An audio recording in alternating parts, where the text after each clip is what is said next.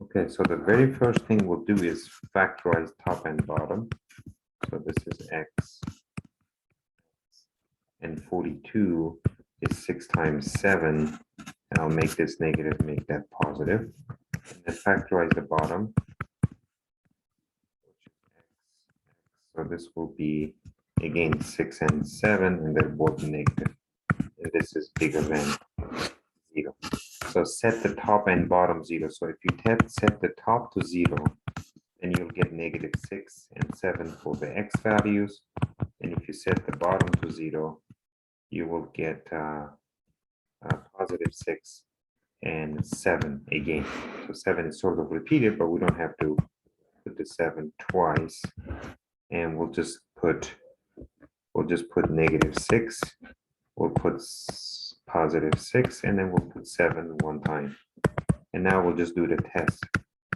We'll do the test to determine which intervals to choose so that the solutions are in that interval. So let's start with 7. Start with 7 to infinity, and I'll pick a number here. Let's say I choose x equal to 8 and plug it into this to see if it's satisfied. If you plug 8 there, you're going to get a positive number. So therefore positive is bigger than 0. So that will contain the solution.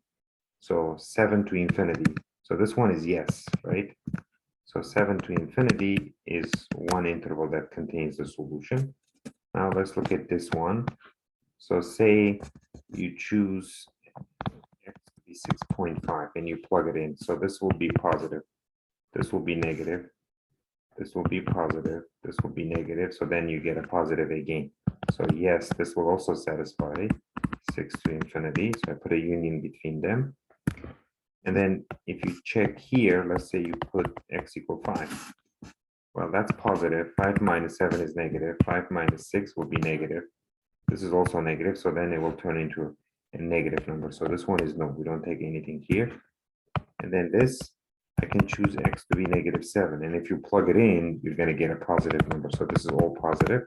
So this one is yes. Negative infinity to negative 6. Union with the other two. So this 3 basically contain all the solution to this inequality.